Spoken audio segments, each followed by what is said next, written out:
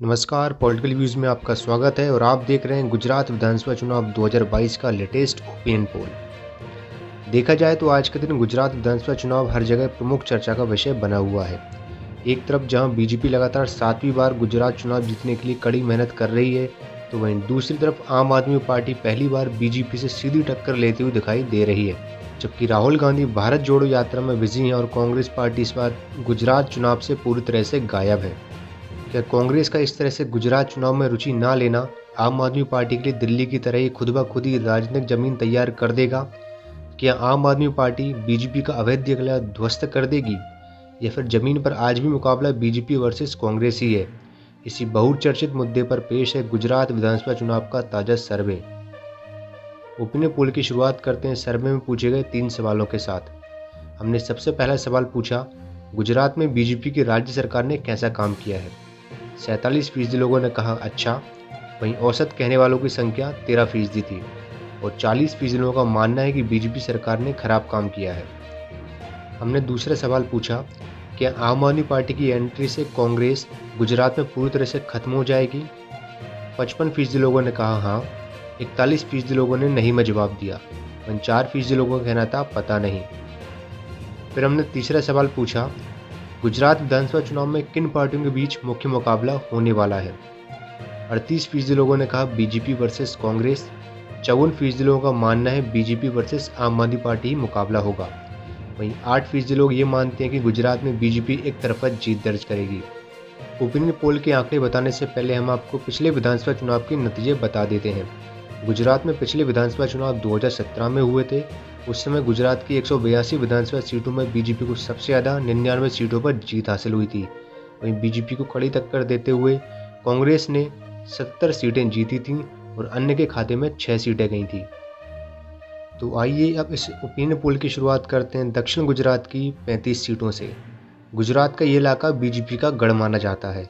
हमारे opinion poll के अनुसार दक्षिण गुजरात में बीजेपी को 53% वोट मिलेंगे, कांग्रेस को 29% वोट, आम आदमी पार्टी को 14% वोट और अन्य को 4% वोट हासिल होंगे।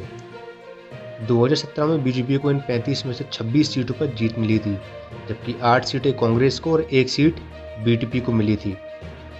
2022 के विधानसभा चुनाव में बीजेपी को दक्षिण गुजरात की 35 सीटों में से 28 सीटें मिल सकती हैं, जबकि कांग्रेस को मात्र 5 सीटें हासिल होंगी। वहीं आम आदमी पार्टी को 1 और बीटीपी को भी 1 सीट ही मिलेगी। अगर अब हम बात करें मध्य गुजरात की 40 सीटों की, इन 40 सीटों पर एसटी वोटर निर्णायक की भूमिका में रहते हैं। आगामी चुनाव में यहां बीजेपी को 47% वोट मिलेंगे, जबकि कांग्रेस को 31%, आम आदमी पार्टी को 16% और अन्य को 6% वोट प्राप्त हो सकते हैं। यहाँ 2017 में बीजेपी को 21 सीटें मिली थीं, कांग्रेस 17 सीटें जीतने में कामयाब रही थी, जबकि अन्य को 2 सीटें मिली थीं। आइए देखते हैं 2022 में क्या होगा। 2022 के विधानसभा चुनाव में बीजेपी को 25 सीटें मिल सकती हैं, वहीं कांग्रेस के खाते में 14 सीटें जाने का अनुमान है। आम आदमी पार्टी का यहां खाता भी नहीं खुलेगा और अन्य को 1 सीट मिलेगी। अब आगे बढ़ते हुए बात करते हैं उत्तर गुजरात की 53 सीटों की। उत्तर गुजरात में बीजेपी का वोट शेयर 49% रहेगा, कांग्रेस को 31% वोट मिलेंगे, आम आदमी पार्टी के खाते में 17% और अन्य को 3% वोट हासिल होंगे। यहाँ 2017 में बीजेपी को 31 और कांग्रेस को 22 सीटें मिली थीं।